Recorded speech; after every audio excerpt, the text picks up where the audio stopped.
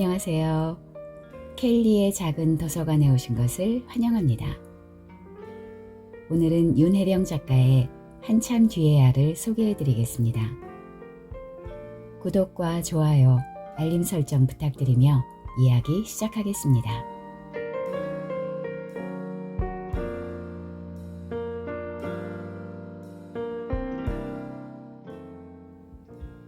기어이 아침부터 빗방울이 뜨기 시작했다. 부산항 연안 여객 터미널에 도착할 즈음 빗줄기는 제법 세찼다. 희선과 나를 태운 차가 여객 터미널 입구 쪽으로 들어가는가 싶더니 내쳐 달아났다. 아차 싶었지만 나는 입을 닫고 말았다. 날 한번 잘 받았소. 엑셀레이터를 밟고 있는 다리를 떨어대며 희선의 아들이 퉁명스럽게 내질렀다.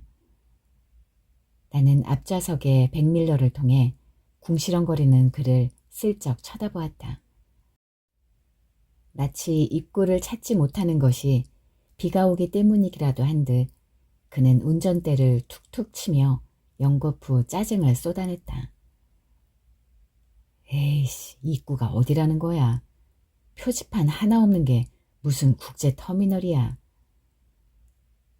짜증이 욕지기로 번지고 차는 입구에서 점점 더 멀어지는 듯 했다. 표지판 대신 명품 아웃도어의 파격 세일 플래카드가 항구의 벽을 덮으며 펄럭였다. 차가 유턴 신호를 받아 다시 터미널 쪽으로 차머리를 돌렸을 때 무심한 눈길에 파격이란 단어가 선명하게 박혔다. 파격이라면 도대체 어느 정도일까? 금기에 대한 도전? 신성에 대한 모독쯤? 희선의 아들처럼 삐딱한 시선으로 나는 다시 플래카드를 쳐다보았다. 지금까지 나를 꼼짝달싹 하지 못하게 붙들어 매었던 것들이 나를 지탱하고 있다고 믿었던 그것이 어쩌면 과감히 깨뜨려야 할 금기가 아니었던가. 그렇게 살지 않으면 안 되는 것처럼 살아온 방식이 이미 누군가에 의해 조종되고 지배되었던 것은 아닌가. 시선을 창밖에 둔 채 머릿속으로 어지럽게 생각들이 떠다녔다. 달리는 차가 방향을 바꾸자 빗방울이 더 세차게 유리창을 때렸다. 유리창이 깨질 듯 빗줄기는 거세지고 일렬로 서 있는 가로수들이 사방으로 몸서리를 쳐댔다. 바람이 비를 거세게 몰자 펄럭이던 플래카드가 도로변 가드레일에 척척 감겨들었다. 희선이 처음 여행을 제의했을 때부터 나는 빠져나갈 구멍을 찾고 있었다. 그녀가 고가워하지 않도록 될 수 있는 한 완곡한 방법을 찾아야 했다. 서로에게 충실하기로 약속한 것은 아니지만 지음 지교를 꿈꾸는 우정에 금을 그을 수는 없는 노릇이었다. 이상적인 관계를 바라는 것이야말로 현재의 상태를 그만큼 신뢰하지 않는다는 말일지도 모른다. 단짝 혹은 절친, 둘도 없는 사이. 만약 그들 서로가 서로를 잘 안다면 그건 서로의 장점이 아니라 치명적인 단점일 수도 있다. 그래서 더 쉽게 지치고 더 깊은 상처를 내는지도 모른다. 가까운 사이일수록 거리가 필요한 것은 그 때문이리라. 너무 뜨거우면 데기 쉽듯 너무 가까워도 보이지 않는 법이니까. 희선과의 우정도 다르지 않았다. 매사 빈틈없이 똑부러지는 희선은 상대를 자주 지치게 만들었다. 내게는 없는 그 확실함이 현실적 강점이기도 했지만 좀 더 인간적이거나 넉넉함은 아니었다. 얘도 아니요도 아닌 그 비슷한 얼굴로 서 있는 나. 도무지 자신의 의사가 무엇인지 스스로도 혼동하고 있는 불명확한 태도. 승낙도 거절도 제대로 하지 못하는 나의 이 어정쩡함을 그녀는 엉큼함이라 비웃었다. 그러나 나는 흔쾌히 혹은 단박하게 자르는 것은 오랜 신뢰를 저버리는 것이라 믿었다. 그래서 투명해질 수도 정확해질 수도 없는, 그만큼 더 이중적일 수밖에 없는 존재로 나를 내몰았다. 그 물러빠진 정의가 오랜 화를 키웠다. 이번만큼은 제대로 거부하리라 다짐했다. 그러나 시간이 갈수록 마음은 더 복잡하고 불편하기만 했다. 그녀의 호의를 거절할, 두말할 필요조차 없는 이유는 어디에도 없었다. 익숙하지만 불편하다고? 그게 이유가 될 수는 없었다. 오히려 내 쪽의 약은 속내를 드러낼 뿐 불편함만 더했다. 야, 내일 모레가 환갑인데 언제까지 뒷바라지만 하다 말 거니? 걔도 간다는 해외여행, 그것도 단 이틀인걸. 너 내 말 명심해. 팔자대로 사는 거 아니다. 사는 대로 팔자가 되는 거지. 헌신한답시고 가족들한테 희생하며 궁상 떨고 살지 마. 요즘 아이들 그런 부모일수록 만만하게 대하는 거 모르니? 전화기 속 희선의 목소리는 쨍쨍했다. 각자가 경비를 부담할 여행인데도 그녀의 강압적 태도는 마치 공짜 여행이라도 시켜줄 태세다. 굳이 이 겨울에 왜 터무니없이 값싼 패키지 여행을 선택했을까? 그녀는 한심하게 짝이 없는 나를 위한 동행이라고 끝까지 우기는 어투였다. 섣부른 위로를 받는 것보다 슬프지는 않았지만 그건 역시 배려는 아니었다. 나를 위한답시고 자식들까지 한무더기로 넘기는 건 넘치는 짓이었다. 순간 훅 하고 머리 끝까지 화가 뻗쳤다. 그녀의 다그치는 기세에 말리지 않으려면 내 쪽에서 더 세게 질러야 했다. 그런데 입속의 말들을 정리할 사이도 없이 그만 군색한 변명이 튀어나오고 말았다. 내 기운은 늘 비를 몰고 다녀. 내가 움직이면 날이 굳어. 결국 좋은 여행 망칠 수 없다는 나의 변명은 먹히지 않았다. 그동안 수없이 일탈을 꿈꾸었지만 꿈꿀수록 더 멀리 달아나는 게 현실이었다. 앞뒤 볼 것 없이 통째로 집어던지고 싶은 순간들이 어디 한두 번이었겠는가. 그러나 아프거나 슬프거나 외롭거나 괴롭거나 바쁘거나 급하거나 생활은 늘 그런 거였다. 불편하고 복잡한 일들이 매 순간 발목을 잡았다. 그렇게 내 차례는 밀리고 또 밀려나 끝내 우울함이 비를 부르고 말았다. 희선이 멋진 놈이라고 침이 마르도록 떠들 아들은 아닌 것 같았다. 건성으로 손을 한 번 올리고는 인사도 없이 급하게 창문을 올려버렸다. 들어온 구멍으로 차 꼬리가 빠져나갈 때까지 나는 몸을 돌려 고마움을 표현했다. 하기야 배웅도 전화도 한 번 없는 내 새끼들에 비하면 멋진 아들이지. 여권을 내밀던 손이 가늘게 떨렸다. 담임 선생님은 모두 손을 머리 위에 올리고 눈을 감게 했다. 그리고 사라진 물건을 훔친 자 조용히 손을 들게 했다. 교실 안은 한여름 정오처럼 적막했고 아무도 손을 들지 않았다.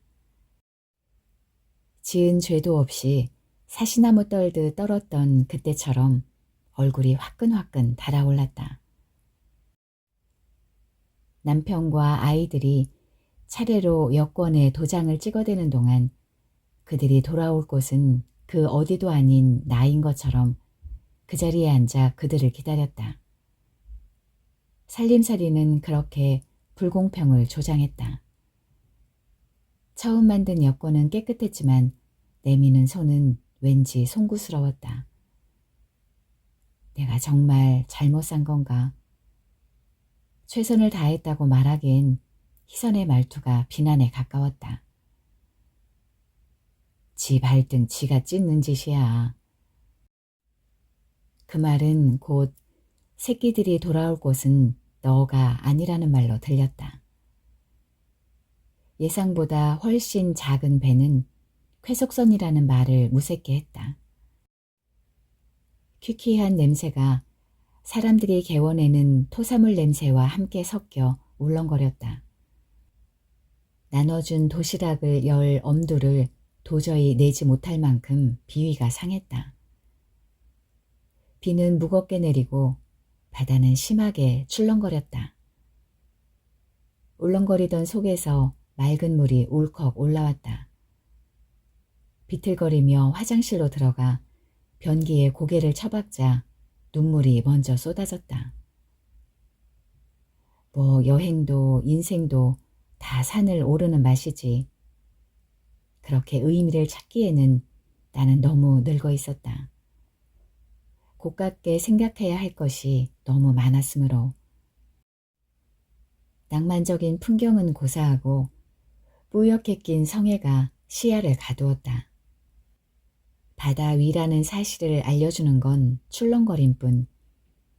첫 해외여행의 기대나 설렘은 어디에도 없었다. 칠흑 같은 밤은 아니었지만 현해탄을 넘는 기분은 이상하게 비장미가 있었다. 희선은 거울을 꺼내 입술 화장을 고치고 있었다.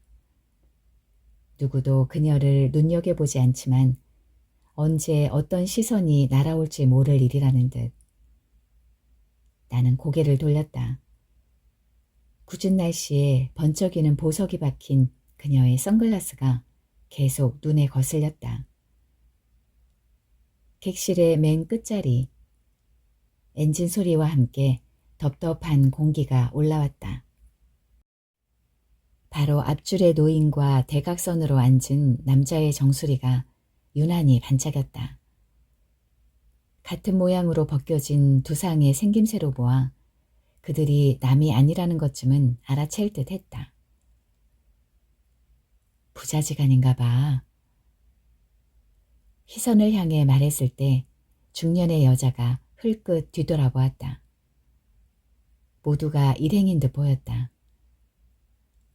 하카타 항에서 여행사의 버스로 옮겨 탈 무렵 비는 눈으로 변했다.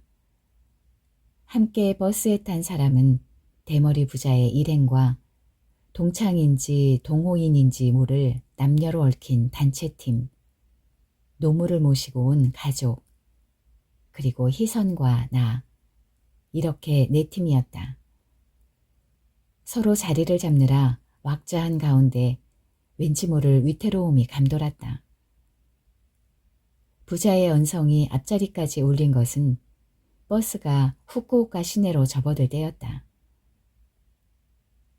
다 집어치워. 노인의 쨍쨍한 목소리는 위약으로 깨질 듯 했다. 반사적으로 뒤돌아보았다. 이제 그만 편안해질 때도 된 노년은 철통 같은 방어로 근접을 허용하지 않았다.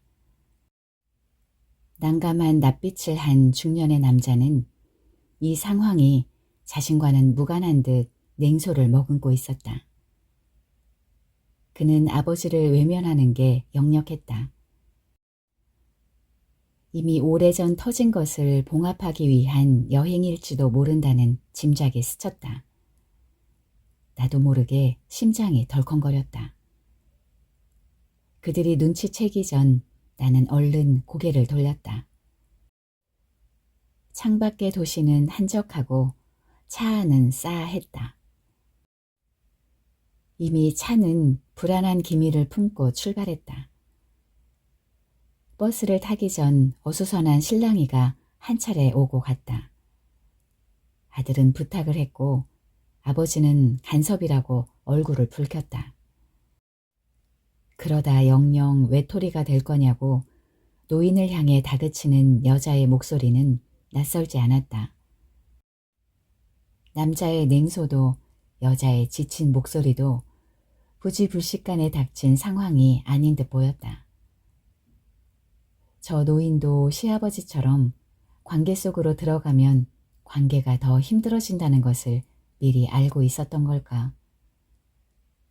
그때 바로 옆 좌석에 아들과 나란히 앉은 노모가 흘낏 뒤돌아보며 말을 흘렸다.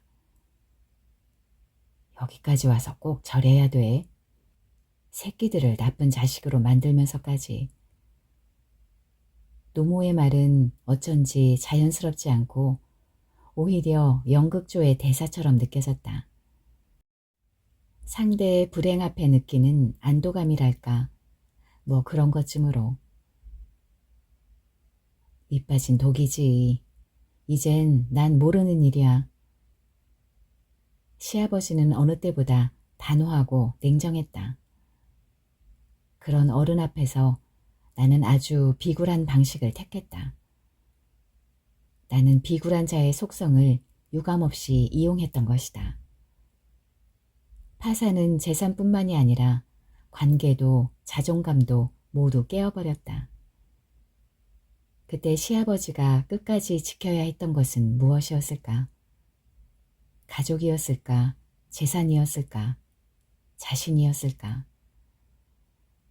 난관에 부딪혔을 때 사람들은 제각각 다른 선택을 한다. 나는 언제나 좌절을 먼저 선택했다. 싸울 자신이 없으므로. 그런데 이번은 달랐다. 내 의도가 적에게 먹히지 않기 위해서 나는 몸을 바꾸었다. 변장일 수도 학대일 수도. 이를테면 몸을 크게 부풀리거나 단단히 조이는 것이었다.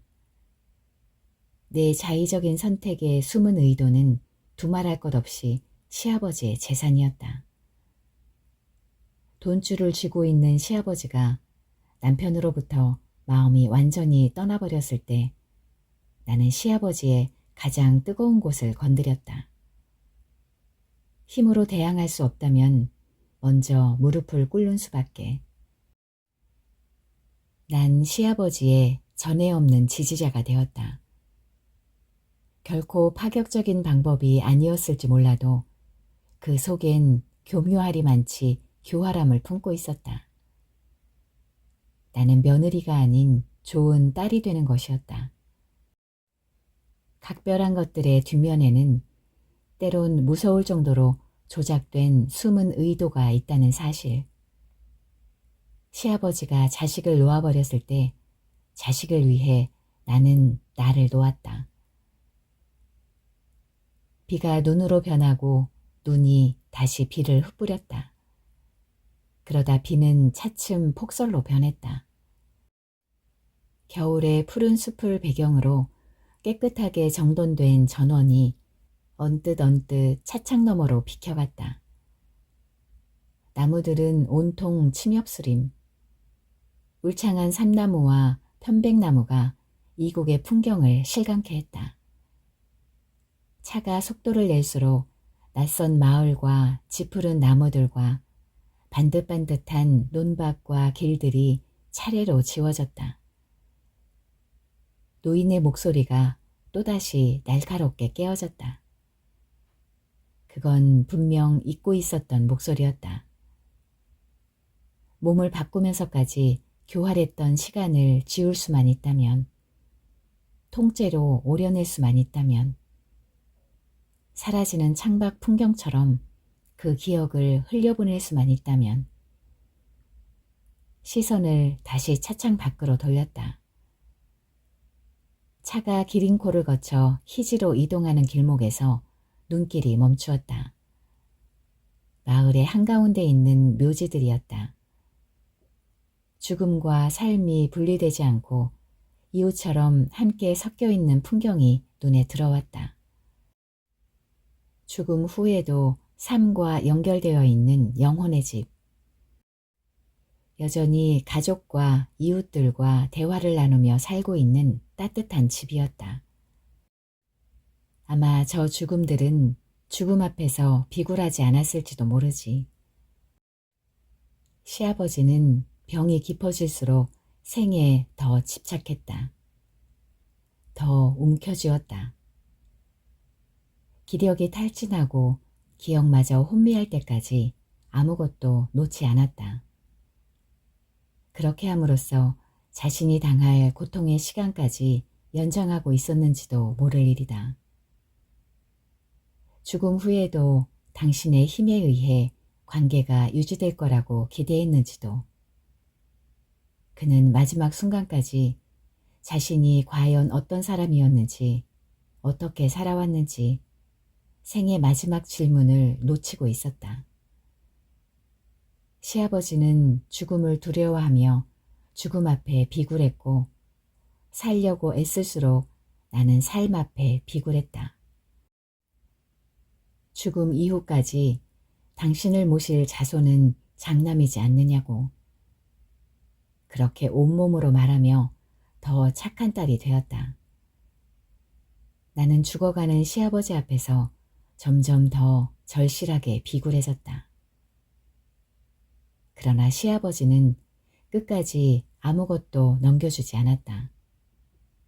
아무것도 놓지 않았기에 품위 있게 생을 마감하지 않았지만 그는 자식들을 효자로 만들고 말았다. 뿔뿔이 흩어졌던 자식들이 끝까지 아버지 곁을 지켰다. 무엇 때문이었을까? 아버지의 목숨이었을까? 아버지가 지켜낸 유산이었을까? 결국 시아버지는 재산뿐만 아니라 생명 처분에 관한 유언도 없이 의식을 잃고 말았다. 가족들이 모두 서로 눈치를 보며 결정을 미룰 때 연명치료에 동의하지 않은 사람은 남편이었다. 그 죽음에 유일하게 맞섰던 사람은 어쩌면 남편이 아니었을까. 남편이 형제들의 서슬 앞에서 아버지의 남은 유산을 깔끔하게 포기했을 때 내 변장은 더없이 빛났다. 때마침 나는 시아버지의 딸이 되었고 자식들에게도 부끄럽지 않은 부모가 되었다. 나는 누가 보아도 칭찬할 만한 일을 해낸 것이다. 내 숨은 의도가 불발에 그쳤듯 시아버지의 자취는 그의 유산과 함께 흔적도 없이 사라졌다. 희지의 뇨카는 낡고 오래된 호텔이었지만 놀라울 정도로 깨끗했다. 복도를 따라 서열하고 있는 사진을 통해 사무라이의 계보가 한눈에 들어왔다. 무사들의 힘은 더 이상 무사일 수 없는 시대에도 여전히 끈끈하게 연결되어 있었다. 죽음에 맞섰던 그들의 에너지가 아직도 끝나지 않는 삶을 만들어내고 있는 듯 보였다. 저 무사들이야말로 죽음을 축제로 만들고만 사람일지도 모르지. 모든 걸 던질 수 있다면 삶의 에너지를 새롭게 만들어낼 수 있을 텐데 우린 너무 꼭 쥐고 있어. 복도를 따라 걸어가며 희선이 중얼거렸다. 나는 아무 대답도 하지 않았다. 우리와 노인 일행의 방은 맨 위층에 마주보는 방이었다.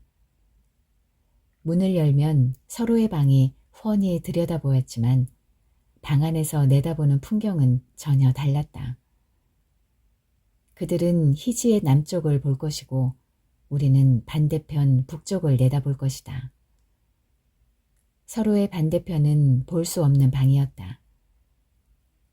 오래된 욕하는 역겨운 물냄새도 소독제 냄새도 나지 않았다. 다다미 방은 쾌적했다. 나무로 만든 오래된 욕조도 세면대도 솜니불도 모두 햇살에 말린 듯 보송했다. 현관 앞에서 짐을 부리던 희선이 신발을 벗어던지며 훌쩍 말을 던졌다. 넌 요즘 불안하지 않니? 느닷없었다. 나는 잠시 희선의 눈동자를 일별했다. 불안은 감출 수도 꾸며낼 수도 없지 않은가. 나를 여기까지 끌고 온 숨은 의도가 그럼 불안이었단 말인가? 불온한 우정은 의심과 경계의 끈을 바짝 당겼다. 모두가 인정하는 절친은 서로를 그렇게 잘 몰랐다. 이제 푸근해질 때가 되지 않았느냐. 더 편해지고 더 너그러워질 때가 되지 않았느냐. 나이는 그렇게 삶의 통찰을 부추겼다. 나이 들면 신체는 삐걱거리더라도 사물을 바라보는 관점은 다양해지고 상황에 대처하는 힘은 길러질 것이라고. 들꽃 한 송이, 풀 한 포기의 아름다움도 눈여겨볼 때에 값진 우정이야 두말할 필요조차 없을 것이라고. 그러나 나이 들수록 편해지고 둥그러진다는 말은 맞는 말이 아니었다. 시시콜콜 따져 묻게 되고 전에 없이 고집스럽고 완강해지고 고가워할 것 없는 그저 예사로운 말에도 날이 섰다. 감수성이 풍부해진 만큼 말이 많아지고 기억을 새롭게 구성해가며 과거에 살기 일쑤였다. 결국 고수할 중심이 이런 거였나. 살아내기 위해 자신을 버렸던 비굴함이 이런 모습으로 드러난다는 건가. 이러다 점점 더 불통이 되어버린다면 끊임없이 불화했던 어른들의 모습 그대로가 아닌가. 희지의 밤은 더 멀리 떠나도록 부추겼다. 저 멀리 도시를 가로지르며 네온사인이 전멸등처럼 번쩍이며 흘러가고 그 빛들은 마치 기차가 지나가는 듯한 착시를 일으켰다. 홋카이도행 열차가 이 도시를 통과한다면 나는 무작정 몸을 싣고 싶었다. 아주 멀리 돌아올 수 없는 곳까지. 짐을 풀고 샤워를 하고 캔맥주를 딸 때까지 우리는 서로 말이 없었다. 잡다한 걱정에서 벗어나 자신만의 시간이 필요했던 사람들처럼. 그때 우리는 잠시 후 쏘아댈 총알을 장전하고 있었는지도 모른다.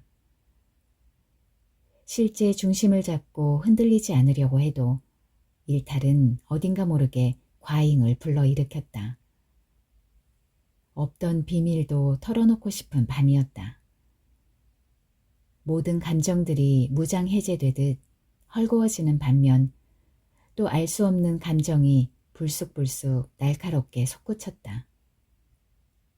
잠복해 있던 것들이 꼭 일을 낼 것 같이 위태위태하고 한 잔 더 원샷 술이 들어가자 완강했던 편견들이 마치 정의처럼 불타오르기 시작했다. 넌 너무 뜨거워. 그 불에 주의가 된다는 거 모르지? 취기가 오르는 뺨처럼 내 정의는 붉어지고 있었다. 강한 척, 옳은 척, 공정한 척 한다고 그게 공정할 수 있겠어? 그건 말이야, 위선이야. 아니지, 지나친 횡포야. 정중앙을 조준하는 것은 금기사항이었다. 그러나 이미 나도 모르게 방아쇠를 당기고 말았다. 넌 말이야, 언제나 너 자신이 제일 옳은 줄 알지? 근데 넌 모르는 게 너무 많아. 나이 든 여자의 우정은 중심을 피해야 했다. 어떤 식으로든 이해하는 척 해야 했다.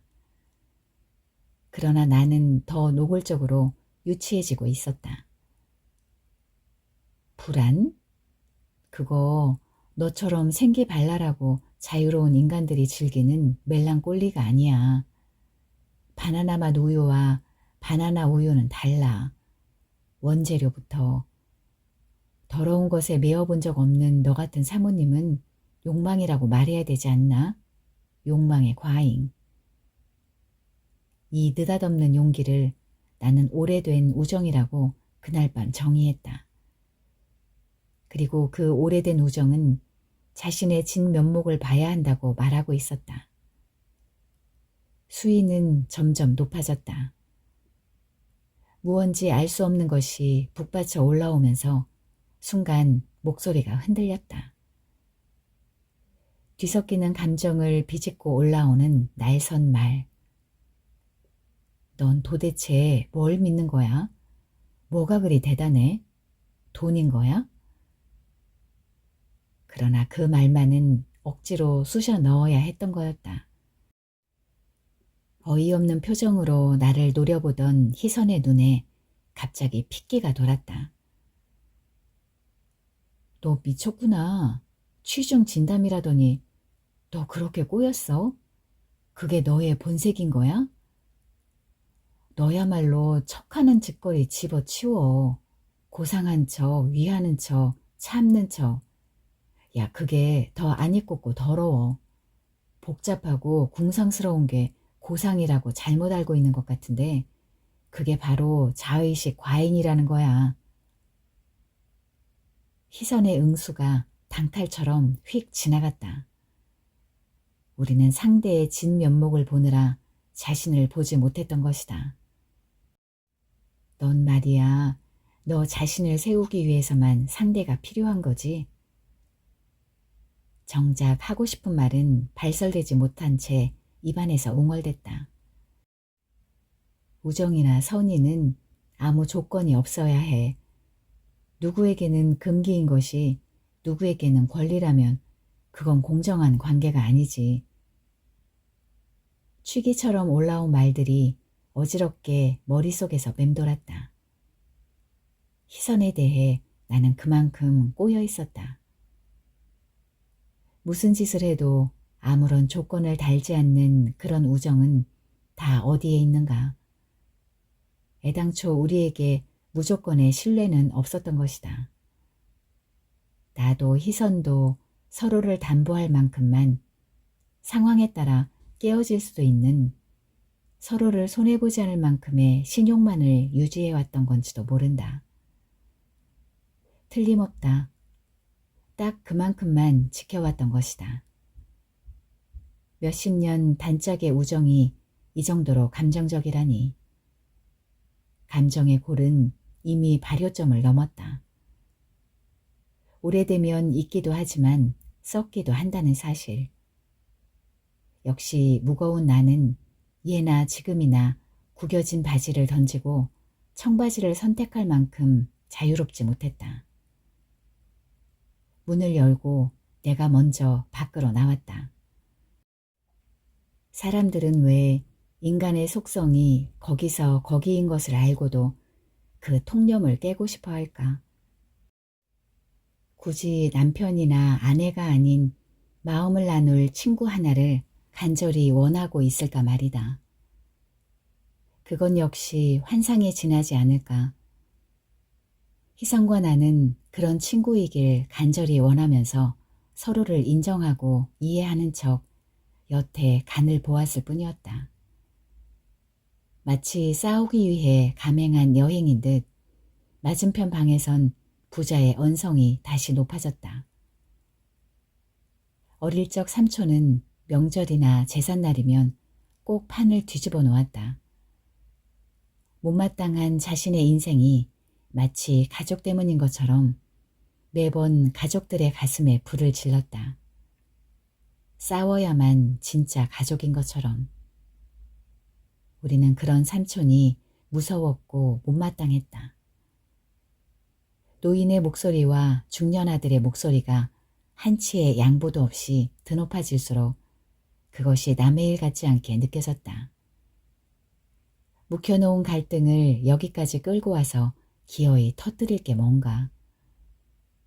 나는 1층 휴게실로 내려왔다. 동창인지 동호인인지 모를 팀이 시끄럽게 호텔 출입문을 빠져나갔다. 묻지마 관광? 그렇다면 저 중년의 남녀들은 혹시 내 시선은 희희낙낙하는 그들보다 더 불온했고 불온한 것은 뜨거워서 더 위태로웠다. 희선은 왜 불안한 걸까? 모든 걸 갖춘 그녀가 해결하지 못할 게 뭘까? 남편의 사업이 회생 불가 상태에 이르렀을 때 우리는 파산 신청을 하지 않았다. 신뢰만큼은 깨고 싶지 않았다. 우리의 실패가 다른 사람의 시간과 노력까지 무효화시킬 자격은 없기 때문이었다. 무능력과 뻔뻔함은 다르지 않던가.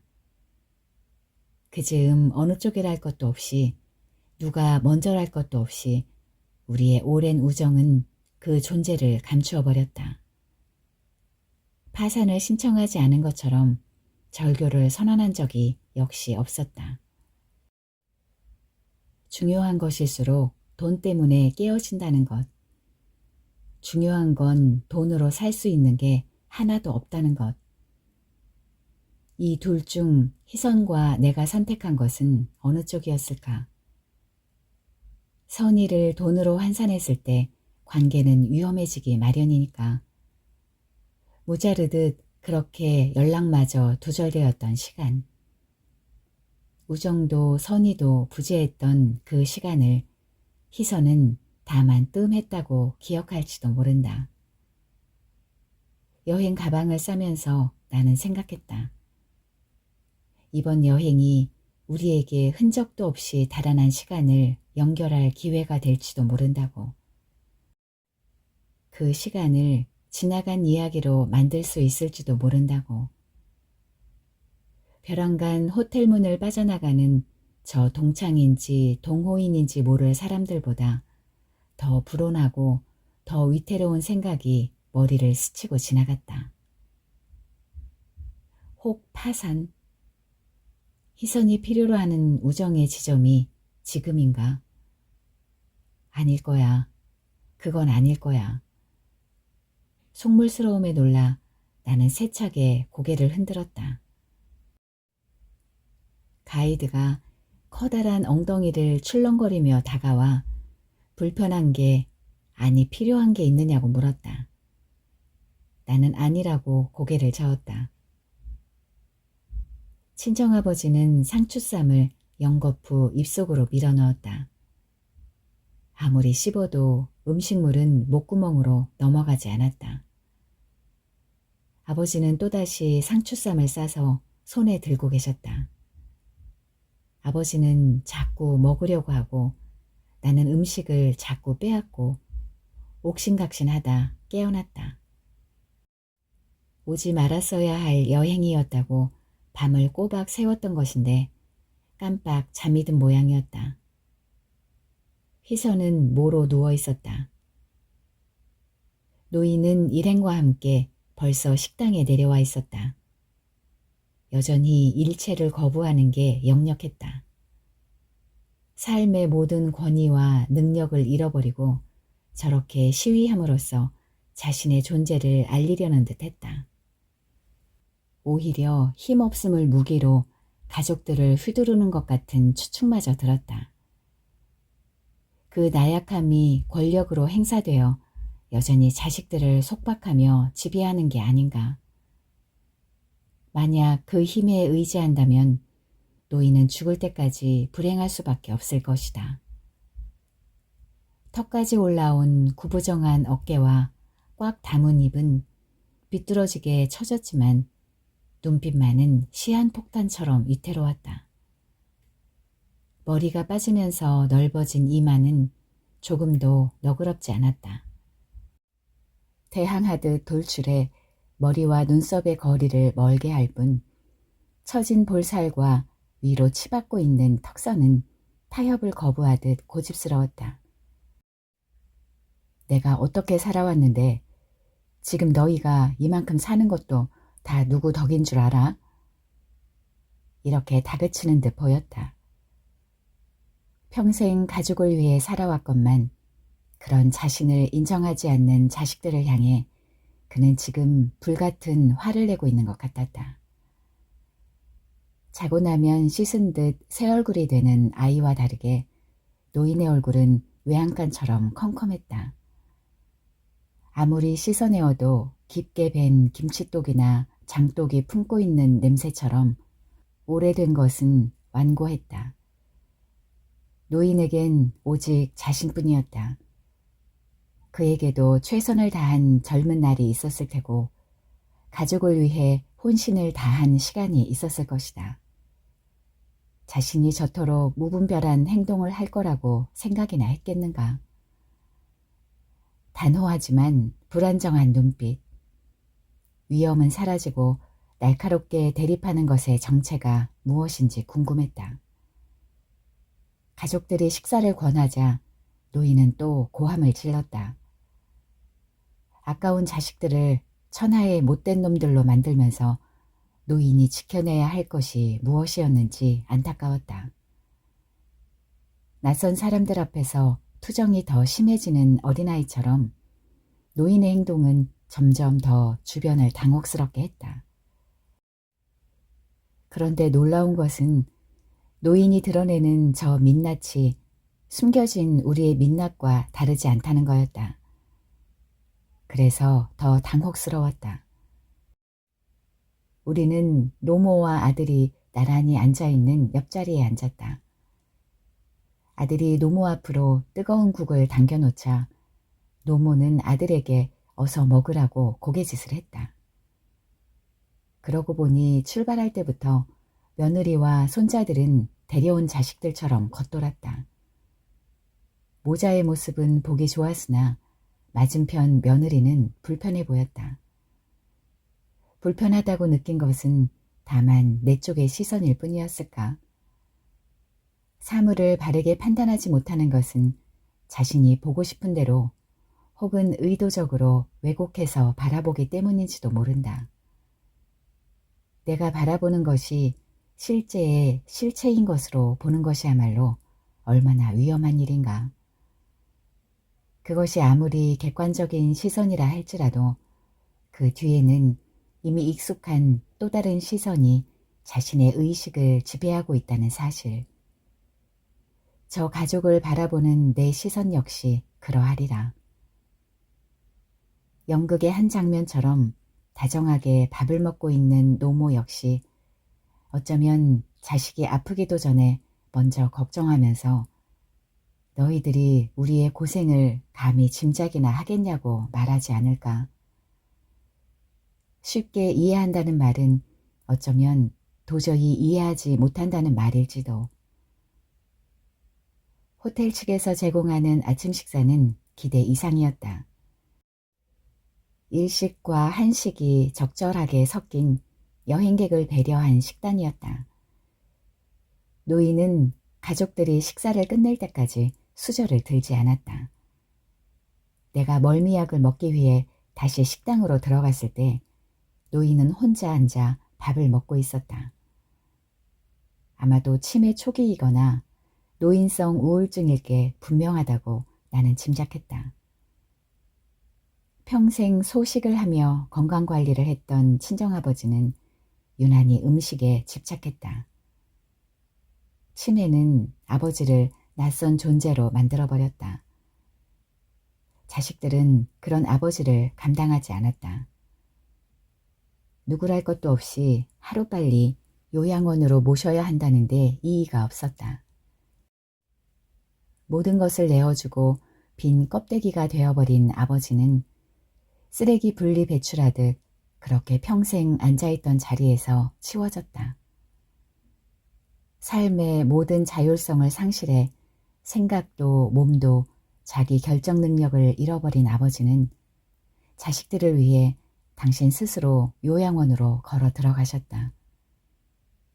녹슨 양철 지붕처럼 입속이 헐어내리고 검은 목구멍으로 혀뿌리가 빨려 들어가던 마지막 순간을 지키지 않았던 자식들은 아버지의 죽음 앞에 제각각 부의금을 챙기기에 바빴다. 자식들에게 아버지의 생은 부의금의 액수로 환산되었다.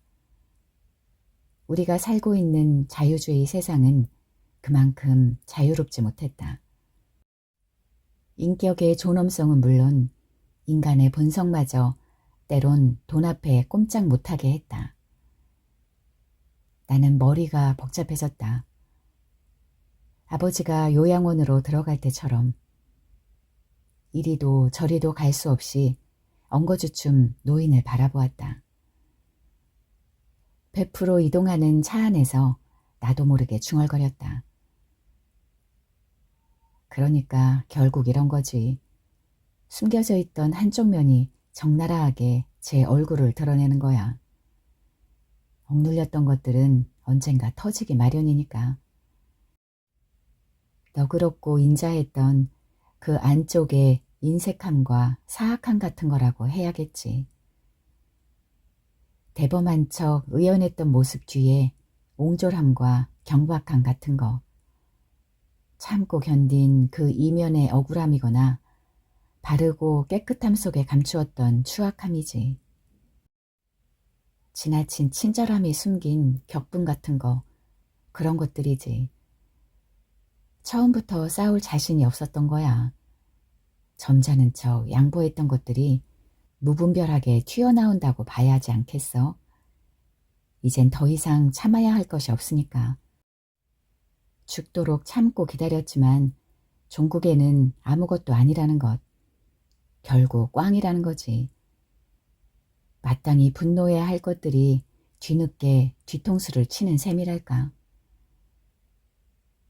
나는 혼잣말처럼 내뱉었다. 넌 예나 지금이나 지나치게 편견이 많아. 그게 피해의식이고 열등의식이야. 고개를 차창 밖으로 돌린 채 희선이 쏘아붙였다. 노년이 그렇게 적나라할 것만 같니? 단지 하기 싫은 것을 안 할 뿐이야. 아무것도 안 할 자유. 그거 누구에게나 있는 거 아니겠어? 예나 지금이나 그녀는 신랄했다. 툭툭 던지듯 쏘아대는 말투가 참을 수 없는 모욕감을 불러왔다. 올라오는 감정에 휘말리지 않으려 나는 길게 숨을 내쉬었다.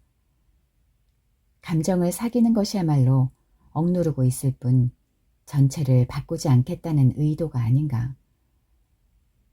나는 희선의 말에 즉각적으로 반응하지 않았다. 그런데 희선의 어조가 갑자기 침착해졌다. 우리 친정 숙모님은 자신의 죽음을 연출한 사람이야. 너 알지? 그 유명한 축구선수 K. 이제는 감독이잖니. 그의 할머니 말이야. 천성처럼 순하게 자는 듯 숨을 거두었는데 죽고 난 자리가 그렇게 훌륭할 수 없었어. 난 그 죽음을 통해 완성이라는 단어를 실감했어. 언젠가 너에게 말했지 않나? 그 옛날 미도산회 여주인이셨다고. 우리 시에서 그 집 그릇으로 밥 먹지 않은 사람이 없었을걸. 돈을 가만히로 벌어들였어. 대목에는 돈을 셀 수조차 없었다고 했잖아. 그런데 운명은 공평한 건가 봐. 숙모님에겐 자식이 없었거든. K의 아버지는 양자였고 딸은 숙부님이 낳아서 데려온 자식이었어. 결국 자식들이 그 많던 재산을 빼앗듯 하여 다 흩어버린 거야. 말년에 숙모님은 친정 동생집 문간방에서 혼자 살았어. 비참하고 쓸쓸했다고? 아니야. 끝까지 깨끗하셨어. 자식들을 원망하거나 팔자를 탓하지 않았거든. 모든 게 시절 인연일 뿐이었다고 그렇게 말씀하셨어. 숙모님 자신이 준비한 장례는 소박했지만 말할 수 없이 아름답고 경건했어. 숨을 놓기 전 이미 준비가 끝나 있던 거야. 장례 기간 동안 먹을 쌀과 찹쌀이 한 말씩 준비되어 있었고 나물거리는 손질해 냉장고에 얼려놓았어. 고기와 떡은 모자라지 않게 정육점과 방앗간에 미리 부탁해 놓았더라고. 자신이 쓰던 물건들은 버리고 태울 것과 남겨야 할 것들을 정리해 놓았는데 버릴 것도 남겨야 할 것도 하나같이 깨끗이 씻고 다려놓았어. 자신의 시신을 태우고 버릴 비용이 준비된 봉투와 함께 장례를 치르고 돌아갈 사람들의 차비까지 따로 준비되어 있었는데 그 사이에 또박또박 써놓은 부탁의 말은 경구와도 같았어. 이미 이 생에서 받아야 할 복록을 다 받아놓으라고 고마움과 함께 제사는 지내지 말라는 유언이었어. 죽음의 순간 숙모님은 자신의 삶을 완성하신 거야. 희선의 이야기를 듣는 동안 내 속에서 무언가가 둔탁하게 떨어지는 소리를 냈다. 숙모님은 인생이 부질없다는 것을 미리 아신 거야.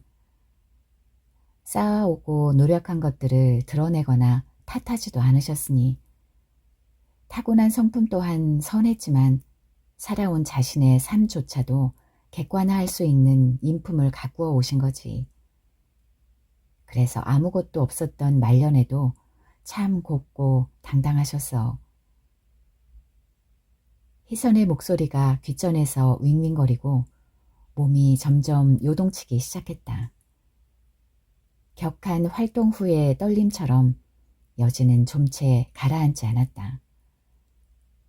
희선이 눈치채지 못하도록 나는 멀리 아소 활화산의 검은 연기를 바라볼 뿐이었다. 눈은 그치고 다시 빗방울이 떴다.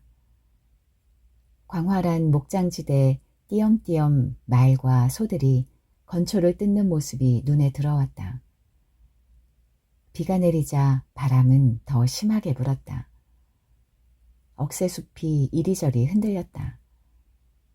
그때 무언가 나를 흔들었다면 그건 필시 말하지 않은 것들의 진실이었을 것이다. 희선이 내 어깨를 툭 쳤다. 나이를 망각한 발랄한 원색의 패션이 오늘따라 더 강렬했다. 그에 반해 내 검은 옷은 두껍게 뭉쳐있는 대기의 습기를 빨아들여 한층 무거워 보였다. 습한 기운이 몸을 가라앉게 하고 마음까지 더 어둡게 만들었다. 이렇게 어두운 모습을 하고 나는 지금까지 다른 사람의 시선으로부터 한순간도 자유로울 수 없었다. 지금도 여전히 흔들리며 시시때때로 견디기 힘든 두려움을 느낀다. 다른 사람을 위해 모든 에너지를 소진하는 동안 흔들리지 않는 나 자신의 견고한 중심을 만들지 못했다. 노심초사 외부로 향해 있는 시선을 나는 안으로 거두어들일 수 있을까? 자신의 의사는 없는 다른 사람의 말에 섞여 갈팡질팡하는 나와는 달리 중심을 잃지 않는 희선의 저 자신감은 어디서 비롯된 걸까?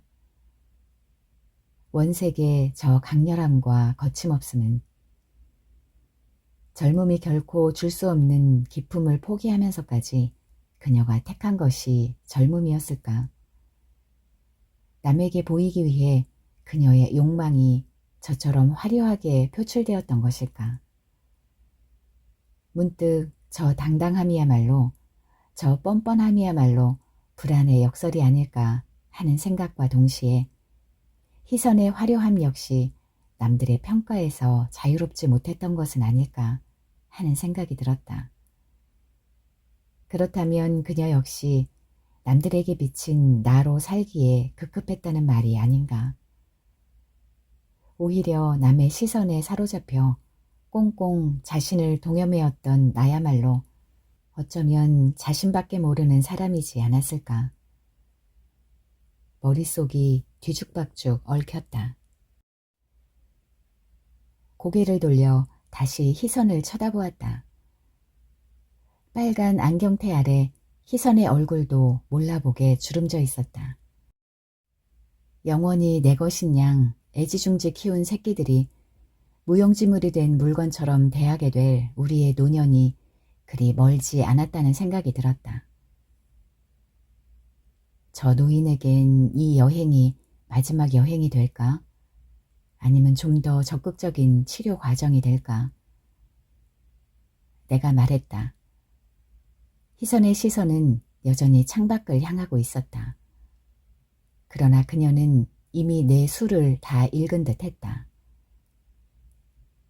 이제 그 칙칙한 때깔 좀 벗어 던져.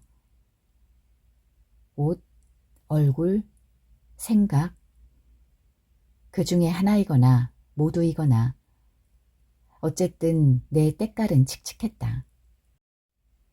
단순해져 매여있지 말고 답이 없는 건 시선을 밖으로 돌릴 수밖에 없어. 우린 가족이라고 서로를 너무 올가매었던 게 문제야. 서로를 잘 알고 있다고 생각하는 건 서로를 잘 몰라서 하는 소리야. 내 자식, 내 부모, 내 것, 내 편, 내 방식, 내 가치관. 근데 뭐? 폭발하기밖에 더 하겠어. 그래서 깨지는 거지. 남보듯 대면대면 했다면 지치지 않고 바라볼 수 있지 않겠어? 내 새끼들, 천만의 말씀. 상복을 벗기도 전에 고깃집으로 달려갈지도 몰라. 난 특별한 관계란 없다고 봐. 어떤 경우에도 가족은 사랑해야만 한다? 그거 무지막지한 억지야. 웃기지 않니? 그거야말로 환상이거나 신화적인 얘기일 뿐이야. 죽도록 미워하는 관계라는 것을 수용할 수 있어야 정상적인 가족이 되는 거 아니겠어? 요즘 사람들 밥 먹듯 믿는다, 사랑한다 말하는데 그렇게 말하지 않으면 곧 부서질지 몰라서 하는 말 아닐까? 그만큼 취약한 관계라는 것을 반증하는 거지. 믿고 사랑하는 거, 그게 노력하고 실천할 문제인가? 직설적인 그녀의 어투가 오늘따라 더 낯설게 들렸다. 이 오래되고 낯선 관계, 희성과 내가 여기까지 온 것은 이런 관계였기에 가능하지 않았던가 하는 생각이 문득 들었다. 오래된 우정은 시간으로 혹은 이해나 위로만으로는 가늠할 수 없는 거울과 같은 것인지도 모른다고 생각했다.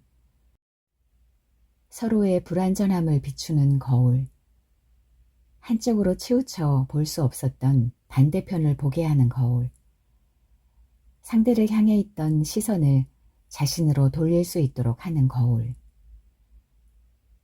내리막길에서 차가 갑자기 한쪽으로 쏠렸다. 기운 몸을 당겨 앉으며 창밖을 내다보았다. 저 멀리 배프만이 한눈에 들어왔다. 안개에 쌓인 항만이 흰 연기와 섞여 꿈을 꾸듯 자욱했다. 솟구치는 온천의 뜨거운 수증기가 쉼없이 흰 연기를 피워올리고 그 흰 연기에 덮인 배프가 마치 비현실적인 세계처럼 느껴졌다. 매번 일탈을 꿈꾸었으나 나를 더욱 올가매었던 것은 과연 무엇이었을까? 어쩌면 그것은 내 생각과 감각이 만들어낸 것일 뿐 객관적 실체는 존재하지 않는 것인지도 모르지. 내가 만든 틀은 단지 내 욕망이 만든 허상일 뿐이며 내가 믿고 있는 체계 또한 허구일지도 모른다. 사랑의 방식도 우정의 방식도 우리가 살아갈 노년의 방식도 결국은 자신이 체화하는 방식으로 구성될 수밖에 없다는 사실. 지금이라도 잘못된 척도를 인정하지 않는다면 여전히 그대로 살아가겠지.